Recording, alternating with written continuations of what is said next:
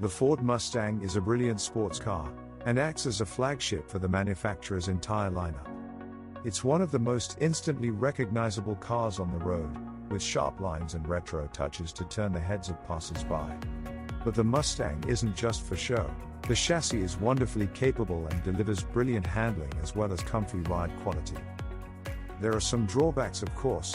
Some of the interior materials are a little cheap, although an update in 2018 improved this, and the V8 engine is predictably thirsty, but few other vehicles are as eye-catching as the Mustang at this price point, nor can they offer as much engine grunt. About the Ford Mustang. The Ford Mustang has been on sale in the UK since the latter stages of 2015, although the iconic Mustang name has existed in one form or another since the middle of the 1960s. The current model is the 6th generation Mustang and continues to be offered as a fastback coupe or fabric roof convertible, with a 5.0-liter V8 petrol engine. This lineup has helped the Mustang to become an instant hit with buyers, while an update in 2018 has helped it to maintain its appeal. There aren't really many rivals for the Ford Mustang in the UK. Its arch-rival in the US is the Chevrolet Camaro, available here as a special order model in left-hand drive only, so the Mustang has the market pretty much to itself. The Lexus RCF is a V8 coupe, but it's around £20,000 more expensive than the Ford, while the Toyota GR Supra is a better all-round sports car, but is priced to take on pricier rivals like the Porsche Cayman. The 2.3-liter four-cylinder Mustang is now off the price list, but a used example would rival the Audi TT and lower-powered versions of the BMW 2 Series. You'll also find the special edition Mustang Bullitt, a dark green V8 model inspired by the Steve McQueen car and movie, on the second-hand market now, although it remains highly regarded by Mustang fans. The 2018 update gave the Mustang a subtly revised look, but there's still no mistaking the Mustang for what it is. There's a good mix of retro design cues and modern lines, and the car's four-seater interior was given a bit of a refresh, too. There was more power for the V8, up from 412 bhp to 444 bhp, although curiously the EcoBoost model saw a drop in power, from 313 bhp to 286 bhp. Ford now offers either the standard V8 fastback or convertible models, along with a Mach 1 version that comes with a few extra horses.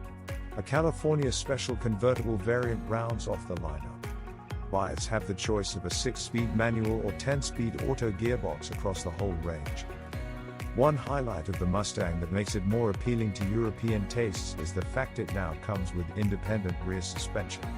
It replaced the archaic live axle that was fitted in the past, and means the Mustang has good handling that means it's agile and nimble on twisty roads. It also boosts comfort when you're taking it easy. All Mustangs feature a limited slip differential, selectable driving modes, 19-inch black alloy wheels, xenon headlamps, Ford Sync 3 infotainment system with an 8-inch touchscreen, a 9-speaker stereo with DAB and Bluetooth, plus powered seats, mirrors and windows, a rear-view camera, keyless entry and dual-zone climate control. While the UK Mustang range comprises 9 models, there are additional options in the US in the form of the powerful Shelby branded models. These cars boost performance and give them track-focused suspension, tires and brakes to offer an even sharper drive. There's an assumption that V8-powered American sports cars are fast in a straight line and hopeless in the corners, but the Ford Mustang knocks that theory for 6. An archaic live rear axle hamstrung previous generations of Mustang, but Ford has engineered the 6th generation model with independent suspension at all 4 corners, and the end result is a car that's satisfying to drive. UK manual cars feature 4 selectable driving modes: normal, sport plus, track and snow/wet, and these adjust the car's throttle, steering and stability control settings accordingly. In addition, the steering has 3 levels of resistance, although feedback is a little vague in all modes. With the 2018 facelift, Ford added a configurable My mode and a new drag strip mode setting for the driving selector. On the road, car's suspension soaks up bumps, although the stiff chassis does tend to follow the contours of the road, but overall it's a comfortable place to be. In town, the small windows limit visibility, but the controls are light enough that the car is easy to maneuver, while a reversing camera is fitted as standard to boost rear visibility. On fast, twisty roads the Mustang performs admirably. It's well balanced and changes direction quickly, while body roll is kept in check. Get on the power in corners, and the back end will squirm to get the power down, but switch the traction control off completely and you can provoke the car into slides relatively easily, while a smooth power delivery means it's easy to control, made easier by the standard limited slip diff. On the motorway, long gearing in 6th means the V8 is only turning at 1,800 revolutions per minute at 70 miles per hour, so there's not much engine noise, although tire roar is noticeable at speed. Of course, the rumbling 5.0-liter V8 under the bonnet is a big draw for buyers, and its performance doesn't disappoint. Peak power of 444 bhp is made at the 7,000 revolutions per minute redline, and you have to wind the engine up through the gears to make progress. If you're pressing on, you don't need more than 3rd or 4th for the best response, as 5th and 6th are better suited to cruising. We tested the original V8 in slippery conditions, which meant we could only record a best 0 to 60 miles per hour time of 5.6 seconds. The rear wheels broke traction easily in 1st and 2nd gear, but Ford's claimed 0 to 62 miles per hour time of 4.9 seconds seems achievable if it's dry. The manual shift is short and precise, while a launch control system optimizes the car for perfect standing starts.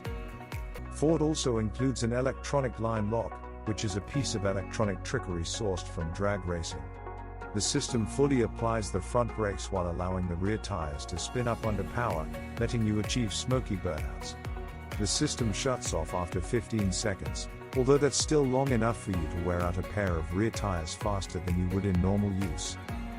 Elsewhere, the GT gets 6-piston Brembo brakes, and while pedal response is rather sharp, there's strong power to get the car to a halt quickly.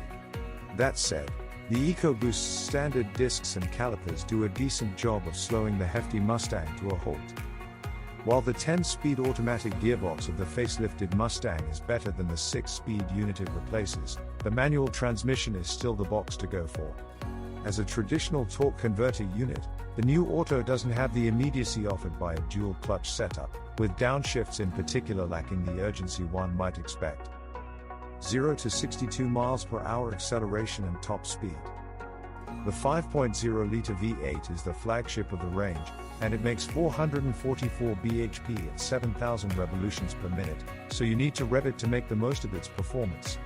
There's also 533 Nm of torque on offer, and the broad spread of power means it's possible to trundle along at 30 miles per hour in 6th gear with the engine turning at 750 revolutions per minute without any trouble.